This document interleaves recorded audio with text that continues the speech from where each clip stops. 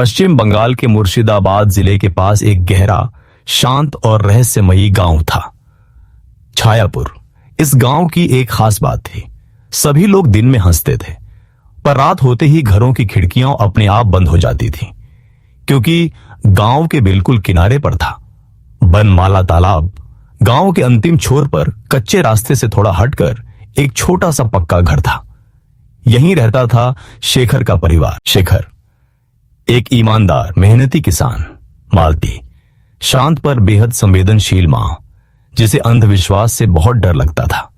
सरोजिनी दादी, बूढ़ी, बीमार, पर गांव की हर पुरानी घटना जानने वाली। रवि 12 साल का, चुपसा, जिज्ञासु बच्चा, लेकिन डर को कभी हल्के में लेने की आदत। यह परिवार अभी कुछ महीनों पहले ही इस घर में रहने आया था। उन्हें पता नहीं था कि गांव वाले आधी रात के बाद इस रास्ते पर चलना क्यों बंद कर देते हैं, या यह कि रात में तालाब की तरफ से फुसफुसाहटें क्यों आती हैं। पर सबसे बड़ी बात, उन्हें यह नहीं पता था कि उनके घर में आने के साथ तालाब की पुकार फिर से सक्रिय हो चुकी है। एक रात शेखर का 12 साल का बेटा रवि खेत से लौटते हुए रास्ता भटक गया और तालाब के पास पहुंच गया।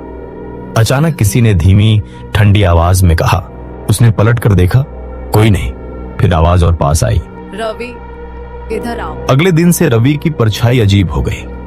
धूप में खड़ा होता तो उसकी परछाई 2 होती, एक उसकी और दूसरी सिर झुका हुआ, हाथ लंबे और बाहों में जैसे पानी टपक रहा हो। जब रवि चलता, उसकी परछाई पीछे चलती और दूसरी परछाई आगे। मालती डर से कांप गई। पर उस रात असली खौफ शुरू हुआ। रात को मालती खाने के बर्तन रखकर सोने जा रही थी कि दरवाजे पर किसी ने 3 बार खटखटाया। ठक ठक ठक। शेखर बाहर देखने गया, कोई नहीं। लेकिन जैसे ही वह वापस मुड़ा, दरवाजा धीरे धीरे खुद खुल गया। हवा का झोंका आया और ठीक बीच कमरे में गीली मिट्टी के पांव पड़े हुए थे, जो रवि के कमरे की तरफ जाते थे। मालती घबराकर बोली, रवि अपने कमरे में ही है ना? शेखर जैसे ही कमरे की ओर दौड़ा, अंदर का नजारा रोंगटे खड़े कर देने वाला था। रवि सोया था, पर उसके पास जमीन पर एक और रवि बैठा था, बिल्कुल वैसा ही, पर आंखें पीली। और वह असली रवि के कान में फुसफुसा रहा था, सुबह हम दोनों एक हो जाएंगे। दूसरा रवि धीरे धीरे हवा में घुल गया, जैसे कभी था ही नहीं।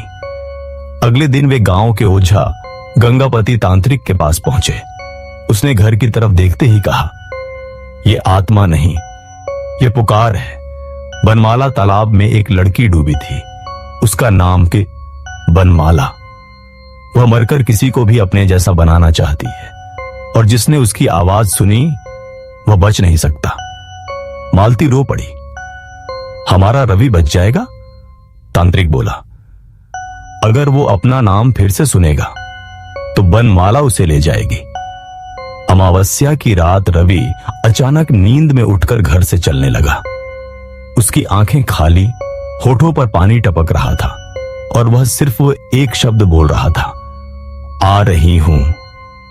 लेकिन आवाज उसकी नहीं थी, एक स्त्री की थी। परिवार पीछे पीछे दौड़ा। तालाब के पास पहुंचते ही पानी खुद ब खुद हिलने लगा, जैसे कोई बाहर आना चाहता हो। अचानक तालाब के बीच एक स्त्री खड़ी दिखी, लंबे बाल पानी में तैरते हुए, चेहरा फीका और आंखें पीला अंधेरा। वह मुस्कुराई। रवि ने मेरी आवाज सुनी थी, अब वो मेरा है। मालती चीखकर बोली, उसे छोड़ दो। स्त्री हंसने लगी, धीमी पर गूंजती हुई। मेरे पास भी मां थी, पर गांव वालों ने मुझे डायन कहकर तालाब में फेंक दिया था। अब हर साल एक बच्चा मेरा होगा। उसने हाथ उठाया। रवि के पैर जमीन से ऊपर उठ गए। उसका शरीर लटक गया और पानी की तरफ खींचने लगा। आखिरी पल में रवि ने रोकर कहा, मां, मेरी आवाज मत सुनना। अगले ही पल तालाब ने रवि को निगल लिया। पानी कुछ क्षण के लिए लाल हुआ, फिर से काला। एक कहानी का आखिरी मोड़। सबसे बड़ा डर रवि की मौत के बाद घर वीरान हो गया। पर डर वहीं खत्म नहीं हुआ। कुछ हफ्तों बाद एक शाम मालती पानी भरने गई, तभी उसके पीछे एक छोटी आवाज आई, मां। मालती रोते हुए बोली, रवि। और फिर दूसरी आवाज आई, आवाज मत देना, मैंने कहा था। मालती मुड़ी।